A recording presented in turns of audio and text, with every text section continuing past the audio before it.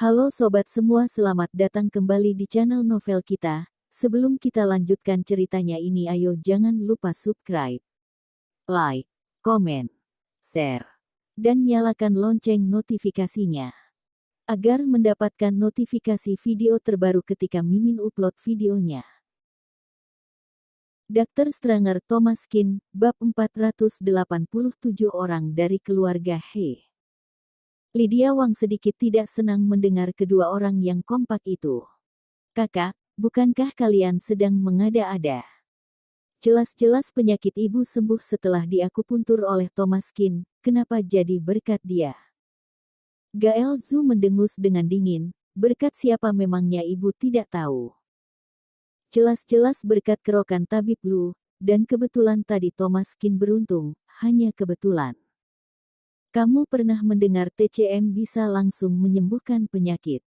Bukankah selalu efektif setelah menjalani pengobatan selama beberapa saat? Lydia Wang mengerutkan kening, kakak, kamu benar-benar pandai mengada-ada. Semua orang bisa melihat situasi barusan, jelas-jelas kamu sedang bicara sembarangan. Aku bicara sembarangan. Si Margakin itu baru berusia berapa tahun? Apakah kemampuan medisnya bisa dibandingkan dengan tabib Lu? Coba kamu cari tahu, reputasi tabib Lu di ibu kota. Menurutmu dia lebih hebat dari tabib Lu? Nenek tua tiba-tiba menepuk meja, sudah, jangan bertengkar lagi.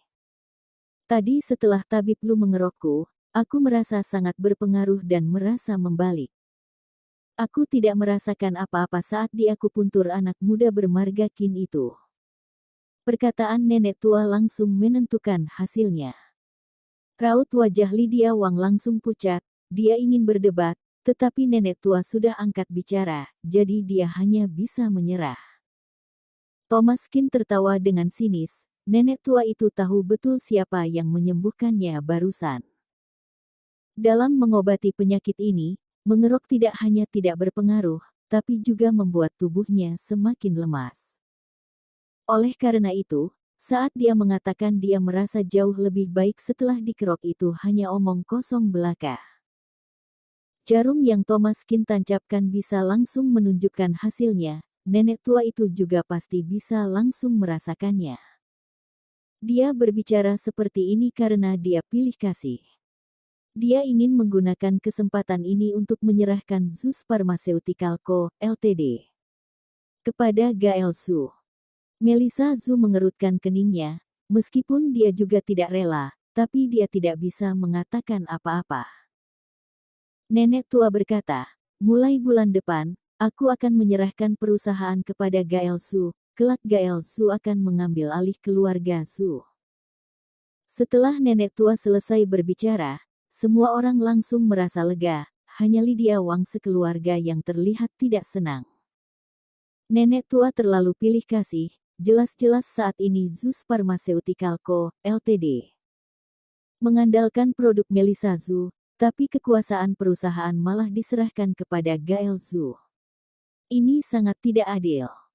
Nenek tua baru selesai bicara, tiba-tiba dari luar ada yang datang melapor. Orang dari real estate keluarga He datang. Real estate keluarga He. Semua orang terdiam sejenak, kenapa orang dari real estate keluarga He tiba-tiba datang berkunjung?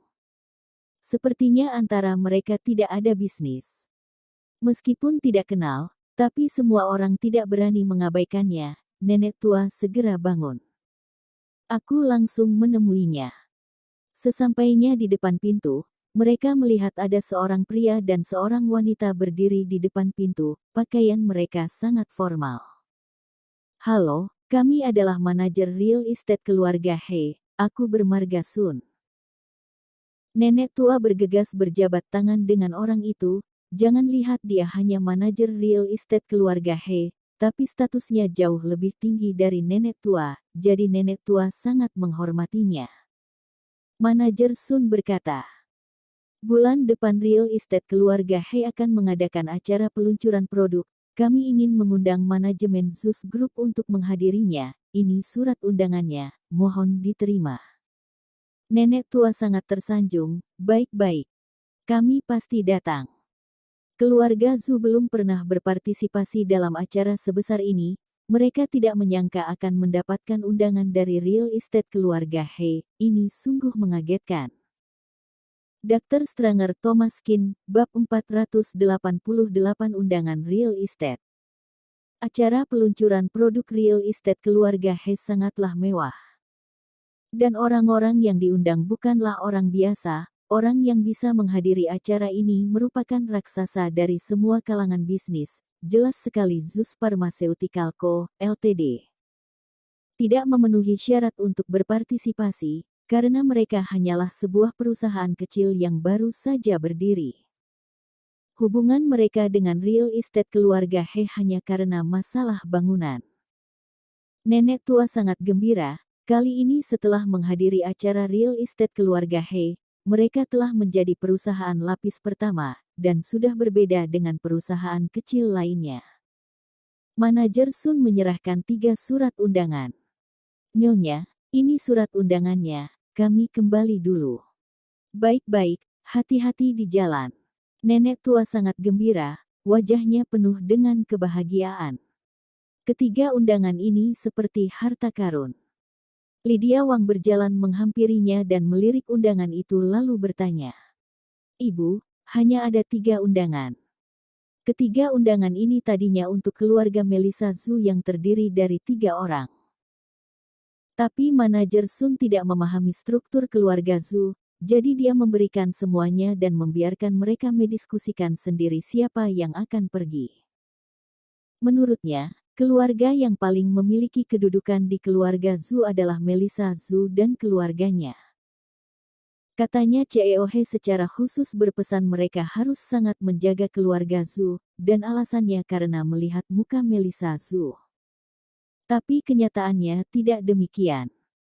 Nenek tua langsung mengenggam 3 undangan itu dengan erat, lalu melirik Lydia Wang dengan waspada. Setelah itu dia berkata, hanya ada 3. Sekarang mari kita bahas siapa yang akan pergi. Gael Zhu berkata, ibu pasti harus pergi, ini adalah kesempatan yang sangat besar, hanya ibu yang bisa menghadiri acara seperti ini. Nenek tua mengangguk, ini tidak perlu dikatakan lagi, meskipun dia hendak mundur ke belakang layar, tapi selama dia belum mundur, keputusan keluarga Zhu masih ada di tangannya. Dan ini adalah acara yang sangat besar, tentu saja dia ingin berpartisipasi. Sebelum dia pensiun, dia masih bisa merasakan kegemilangan. Jadi dia pasti akan menghadiri acara ini. Aku pasti pergi, kelak Gael akan menjadi pemimpin keluarga Zhu, jadi dia juga harus pergi agar dia bisa melihat dunia dan memperluas relasinya, jadi undangan kedua pasti akan diberikan kepadanya. Mengenai undangan terakhir, nenek tua ragu-ragu sejenak, dia melirik Melissa Zhu, lalu melirik Simon Zhu, setelah itu dia berkata. Meskipun Melissa masih muda tapi dia memiliki kemampuan, tapi dia adalah perempuan, kesempatan ini lebih baik diberikan kepada Simon. Mendengar hal ini, Simon Zhu langsung merasa sangat terkejut. Sejak kedudukan Melissa Zhu dalam keluarga Zhu meningkat, Simon Zhu tidak memiliki kedudukan apa-apa, dan dia hanya mengandalkan ayahnya, Gael Zhu. Tapi hasilnya Gael Zhu tidak sebaik Melissa Zhu, jadi tentu saja dia tidak perlu dikatakan lagi. Jelas-jelas mereka dari generasi yang sama dan Simon Zhu adalah kakak tertua, tapi dia malah dikalahkan oleh Melissa Zhu. Tapi sekarang isi hati nenek sudah sangat jelas, tidak peduli betapa hebatnya Melissa Zhu, dia adalah seorang perempuan, dan kelak akan menikah. Sekarang kelihatannya mungkin dia akan menikah dengan si Margakin itu, apakah mungkin bisnis keluarga Zhu yang sebesar ini diserahkan kepada orang luar? Lydia Wang sangat tidak senang, ibu, kamu terlalu pilih kasih, bukankah sangat baik kalau satu keluarga diwakilkan oleh satu orang? Kalau kakak tertua dan putranya pergi bukankah sedikit keterlaluan? Nenek tua berkata dengan santai, aku bukan pilih kasih, aku juga melakukannya untuk keluarga kita. Kalau keluarga Zhu ingin menjadi semakin baik, Kita tidak bisa selalu mengandalkan Melissa yang seorang anak perempuan, kita harus fokus mendidik Simon. Bersambung.